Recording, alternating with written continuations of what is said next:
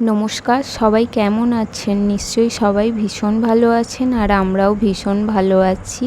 আর ওয়েদারটা ভীষণই ভালো আজকে। তো চলো আজ যাব আমরা হেনরি আইল্যান্ডে। তো আর এই ভিডিওটি শুধুমাত্র প্রকৃতি প্রেমীদেরই জন্য। তো চলো, এখন আমরা এসে গেছি হেনরি আইল্যান্ডের কাছে। আর এই ছোট্ট খালটা পেরিয়ে চলে যাব হেনরি আইল্যান্ডের দিকে। আর হ্যাঁ, কেউ যদি কলকাতা থেকে হেনরি আইল্যান্ডে আসতে চাও তাহলে শিয়ালদা থেকে নামখানা লোকাল ধরে সোজা আসতে হবে নামখানা স্টেশন। আর স্টেশনের বাইরেই থাকবে অনেক টোটো, ওখানে 300 টাকা দিয়ে টোটো বুক করে নিতে হবে। টোটো করে চলে আসতে হবে হেনরি আইল্যান্ডে। আর তাছাড়াও বাসে করেও আসতে পারেন। বাসে করে এলে ধর্মতলা থেকে বকখালির বাস ধরে বকখালি, তারপরে টোটো করে হেনরি আইল্যান্ডে চলে আসতে হবে। আর হেনরি আইল্যান্ডের কাছে এখন আমরা এসেই গেছি। আর এখানে টিকিটের মূল্য হচ্ছে 10 টাকা, আর মাথাপিছু 10 টাকা করে টিকিট। আর যদি গাড়ি থাকে তাহলে 10 টাকা, টোটো থাকলে টোটো 30 টাকা। আর হ্যাঁ, হেনরি আইল্যান্ড খোলে সকাল 6:30 থেকে বিকেল 5টা। এটা শুধুমাত্র মার্চ টু অক্টোবর আর নভেম্বর টু ফেব্রুয়ারি 7টা থেকে বিকেল 4টে অবধি।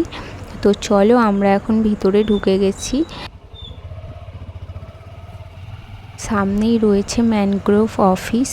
আর এখানে যদি কেউ থাকতে চান তাহলে তার জন্য ওয়েবসাইটে লিংক দিয়ে দেব, ওখান থেকে বুক করে নিতে পারেন।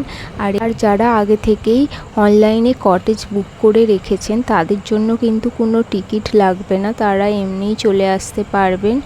আর টিকিটটা শুধুমাত্র যারা এখানে ঘুরতে চান তাদের জন্য। আর ভিতরে ঢুকেই দেখতে পাবেন সারি সারি নারকেল গাছ আর মাছের অসংখ্য ভেরি। আর এখানে প্রায় 150টিরও বেশি মাছের ভেরি রয়েছে।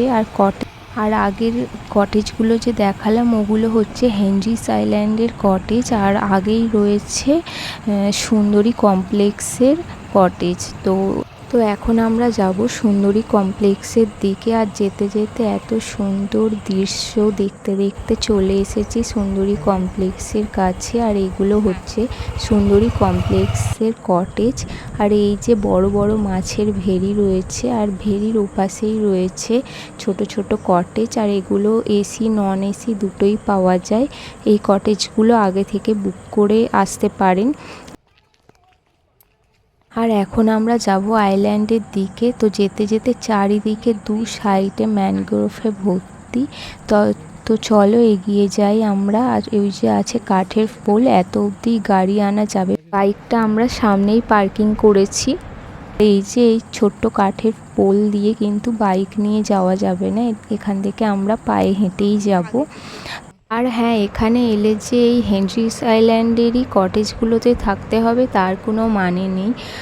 নিজেরা আলাদা হোটেল বুক করেও নিতে পারো।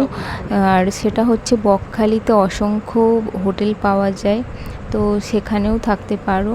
আর এই যে অসাধারণ দৃশ্য, একদম নেচার্স লাভারদের জন্য পারফেক্ট জায়গা। আর যারা শান্ত নির্জন এইরকম পরিবেশ পছন্দ করো তাদের এখানে এসে ভীষণই ভালো লাগবে। যেমন আমার তো এরকম শান্ত পরিবেশ ভীষণ ভালো লাগে। আর এইটাই হচ্ছে একমাত্র সাদা বালির বিচ। আর ওই যে দূরে দেখা যাচ্ছে সমুদ্র, আর ঢেউ আসছে শোনা যাচ্ছে, ভীষণই সুন্দর।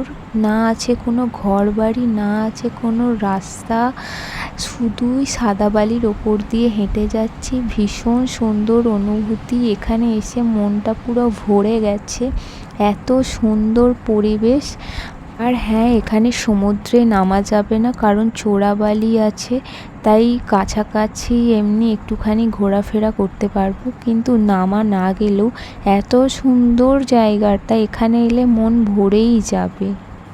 আর এখানে আমরা এসেছি অনেকক্ষণ হয়ে গেছে, অনেকটা সময় এখানে কাটিয়েছি, এইবারে আমরা চলে যাব।